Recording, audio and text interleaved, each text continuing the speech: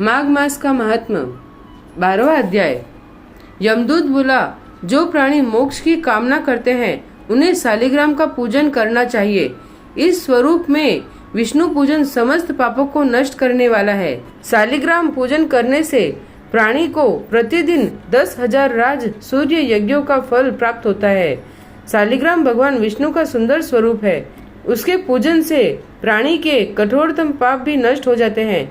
भगवान विष्णु हमेशा शालिग्राम में विराजते हैं। इसी कारण यह सर्व विदित है कि जिसने शालिग्राम पूजन कर लिया उसने समस्त पृथ्वी का दान कर दिया है।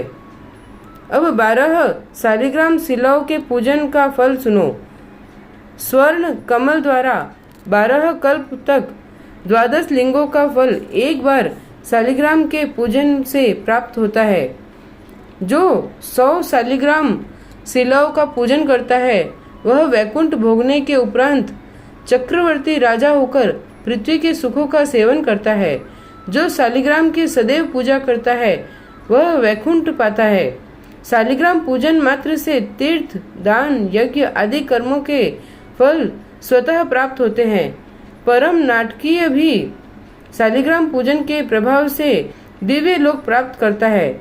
शालिग्राम का अभिषेक करने से समस्त तीर्थों के स्थान का फल मिलता है। विधि विधान से पूजन करने वाला कली काल में भी विष्णु लोक प्राप्त करता है। सहस्त्रों शिवलिंग दर्शन एवं पूजन स्तुति से प्राप्त होने वाला फल शालिग्राम के एक दिन के पूजन से ही प्राप्त हो जाता है। जहाँ शालिग्राम निवास करते हैं उसके पास समस्त देवता महात्मा रहते हैं। जो शालिग्राम के सम्मुख श्राद्ध करते हैं उनके पितर 100 कल्प तक स्वर्ग में रहते हैं। जो शालिग्राम शिला का जल पीते हैं उन्हें अमृतपान का फल प्राप्त होता है। जहाँ शालिग्राम शिला विराजती है वहाँ से 3 योजन तक की परिधि में किया गया धर्म कार्य 100 गुना फल देता है। साधारण जल में माघ स्नान करने से गिरिराज का फल होता है। समुद्र में जाने वाली नदियों में स्नान करने से 1 पक्ष का और सागर स्नान करने से 1 मास का और गोदावरी स्नान से 6 मास का और गंगा स्नान से पूर्ण वर्ष का फल प्राप्त होता है। परंतु शालिग्राम के जल से स्नान करने पर 12 माघ स्नान करने का फल प्राप्त होता है। इस जल में सहस्त्रों तीर्थों के स्नान से भी अधिक फल प्रदायिनी शक्ति होती है। इस जल को पीने वाला मोक्ष पाता है।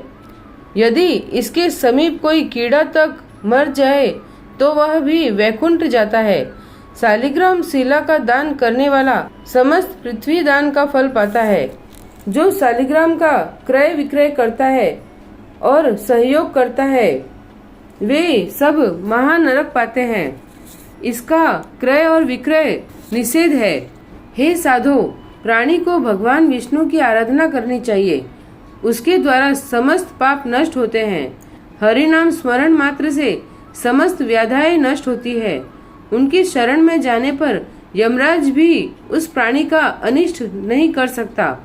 वैष्णव को शिव निंदा नहीं करनी चाहिए। 12वां अध्याय समाप्त। श्री राधे कृष्ण।